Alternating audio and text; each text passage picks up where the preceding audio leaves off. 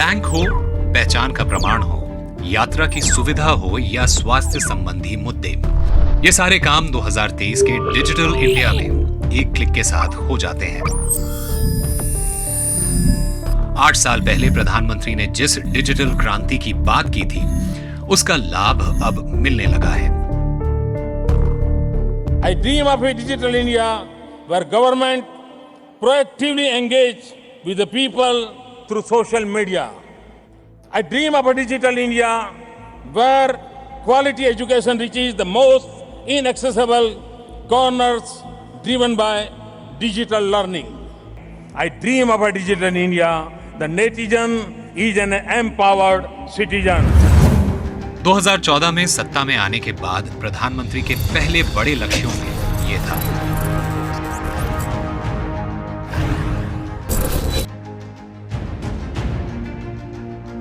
मोदी सरकार की 9वीं वर्षगांठ पर डिजिटल इंडिया का असर जमीन पर दिख रहा है।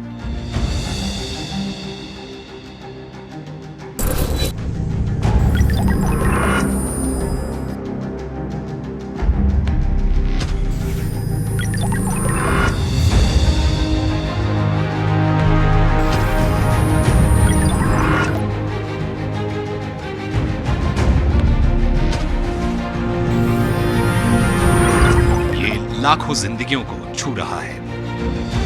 The India stack has transformed the way governance is inclusive of every citizen, including the furthest Indian citizen. It's probably the only instance where a government-driven initiative has been so very, very successful. Now, we don't talk about tech and digital as separate from our lives anymore, right? So, all these things over the decade has kind of put things on steroid. Digital India सचमुच में एक ऐसा कार्यक्रम हमारी सरकार का रहा है जिसने काफ़ी तब्दीली लोगों के द वे दे वर्क, जिस तरह से वो लोग काम करते हैं, जिस तरह से इंटरेक्ट करते हैं, सरकारी सेवाओं सुविधाओं में बहुत बड़ी क्रांति डिजिटल इंडिया लाया है। Digital India is not just about apps, not just about stacks. Digital India को समझने के लिए आंकड़े खंगालने पड़ेंगे।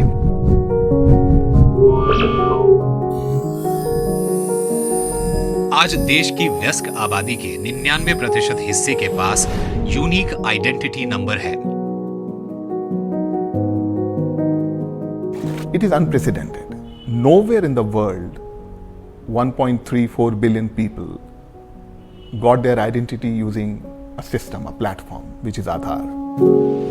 लगभग 111 करोड़ भारतीयों ने कोविड के टीकों का लाभ पाने के लिए कोविन पर रजिस्ट्रेशन करवाया। There is no parallel in any country where a database has scaled to billion plus in less than 8 or 9 months. UPI में मासिक लेन देन 14 लाख करोड़ रुपए से ज्यादा हो चुका है। The ability of UPI to work with different platforms is really world class. A lot of countries who felt they were excluded from the global financial systems and some of the sophisticated products, they are now looking at UPI and saying, hey, I can leapfrog all those problems. Digital India stack का unified payments interface एक game changer साबित हुआ है। Sir UPI कर दीजिए। You can scan and pay. इस पे पे कर दीजिए। You can do UPI. रेहड़ी वालों और रिक्शा चालकों से लेकर चमचमाते शोरूम और होटलों तक सभी छोटे बड़े कारोबार क्यूआर कोड की छत्र छाया में चले आए हैं।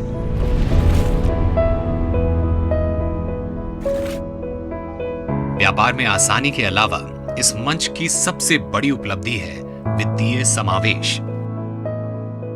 जब देश में चुनौतियां आई हैं, जैसे डिमोनेटाइजेशन हो, कोविड के समय लॉकडाउन हो, तब डिजिटल इंडिया के जो जितने भी प्रोजेक्ट्स हैं वो देश के काम आए हैं। और जो 100 करोड़ से भी ज़्यादा आबादी है देश में, उस स्तर पर, उस स्केल पर डिजिटल बेनिफिट्स को डिलीवर करना, ये सिर्फ इंडिया ने कर दिखाया है पूरे दुनिया में। आज जब 100 रुपये निकलते हैं राजधानी से, दिल्ली से या स्टेट कैपिटल से, 100 के 100 रुपये पहुँचते हैं नागरिक के अकाउंट में, उनके खाते में या उनके बेनिफिट के लिए। और ये फंक्शनैलिटी और ये इसको इनेबल करता है यूपीआई का डिजिटल प्लेटफॉर्म। निर्बाध पेमेंट गेटवे से सड़क यात्रा आसान हुई है। फास्टैग से टोल बूथ पर लंबी कतारें नहीं लगती। फास्टैग स्टिकर्स यूपीआई खाते से अपने आप टोल टैक्स काट लेते हैं, जिससे टोल प्लाजा पर गाड़ियों को रुकना नहीं पड़ता।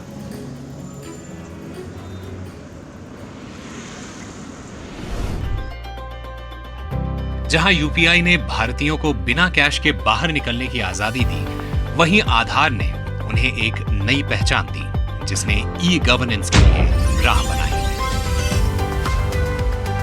नंदन नीलेकनी की अगुवाई में आज लगभग हर भारतीय का एक यूनिक आइडेंटिफिकेशन नंबर है।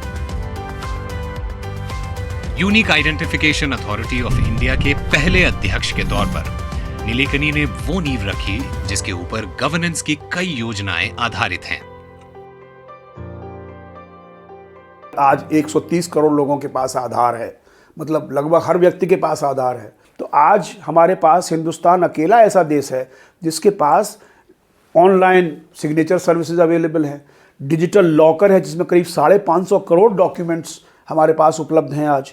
उसी तरह से हमारे पास डिजिटल KYC है जिसके माध्यम से आप घर बैठे बैंक अकाउंट खोल सकते हैं। तो ये जो चीज़ हुई है, ये क्रांति, डिजिटल क्रांति हिंदुस्तान में हुई है।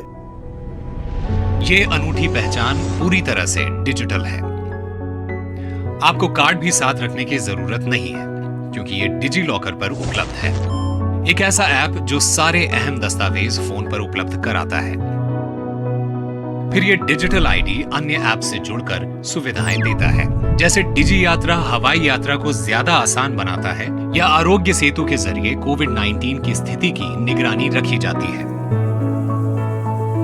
डिजिटल इंडिया ने ना सिर्फ आम भारतीयों की जिंदगियां बदल दी हैं, बल्कि सरकार के कामकाज के तरीके को भी बदला है। जो एक बड़ी उपलब्धि मैं मानता हूँ सरकार के अंदर टेक्नोलॉजी के इस्तेमाल का, वो है government e market place GeM portal.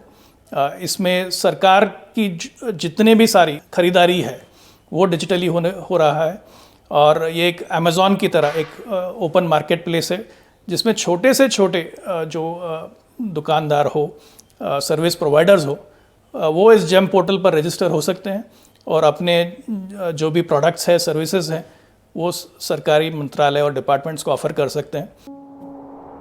वैसे डिजिटल पहुंच अब भी एक चुनौती है, और अंतिम व्यक्ति तक पहुंचने के लिए अभी बहुत कुछ करना बाकी है। फिलहाल देश के आधे हिस्से तक ही इंटरनेट पहुंचता है।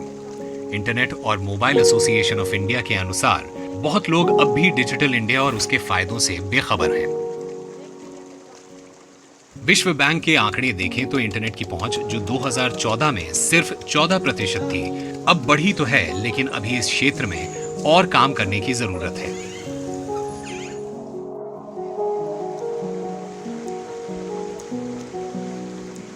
दिल्ली के इस बाहरी ग्रामीण इलाके में किसान कहते हैं कि वहां इंटरनेट कनेक्टिविटी नहीं है, और कुछ लोगों का जीवन बिल्कुल वैसा है जैसे डिजिटल इंडिया मिशन से पहले था।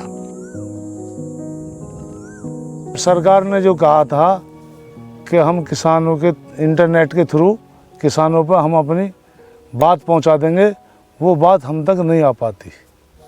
सरकार हमारी मदद कर रही है लेकिन हम तक नहीं आ पाती।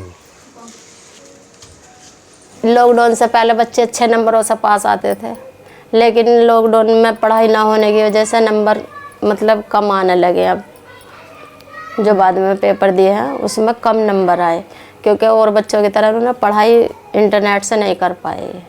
हमारे बस के बड़े फ़ोन लेने हैं नहीं, हम तो इनसे बात ही करनी रहती है सिर्फ हमें। लेकिन ग्रामीण भारत में भी डिजिटल अपने पांव पसार रहा है। भारत नेट जो हर पंचायत में, हर गांव में फाइबर ऑप्टिक एक्सेस का एक प्रोजेक्ट है, वो भी आगे बढ़ रहा है। और अब अभी हाल ही में सरकार ने BSNL को भी एक बड़ा पैकेज दिया हुआ है, जिससे BSNL का 4G नेटवर्क भी विस्तार होने वाला है। तो मुझे लगता है ये एक समय की बात है कि देश में इंटरनेट पेनिट्रेशन और बढ़ने वाला है। साइबर सुरक्षा भी एक बड़ी चुनौती है। इंटरनेट पर डेटा के साथ जोखिम जुड़े रहते हैं, जिससे डिजिटल इंडिया भी अछूता नहीं है। ऑनलाइन डिजिटल दुनिया ऐसी दुनिया है जिसमें कि डेटा ब्रीच का रिस्क, बिकॉज डेटा जिस प्रकार से ट्रांजैक्शन बहुत आसान हो जाता है, उसी प्रकार से डेटा ब्रीचेस का भी रिस्क हमेशा रहता है। और किसी भी सिस्टम को ये पूरी तरह से सुनिश्चित करना चाहिए कि वो सिस्टम डेटा ब्रीच ना होने दे, उसमें सिक्योरिटी की पूरी व्यवस्था होनी चाहिए। इन चुनौतियों के बावजूद डिजिटल इंडिया कई नए मंचों पर आ रहा है। एक बड़ा कदम है सरकार समर्थित ई-कॉमर्स का मंच ONDC, जो देश भर के 35,000 से ज्यादा छोटे कारोबार और रेस्टोरेंट मालिकों का सशक्तिकरण करके ऑनलाइन रिटेल में बदलाव ला रहा है। इस तरह के अभियानों के साथ डिजिटल इंडिया का भविष्य उज्जवल है।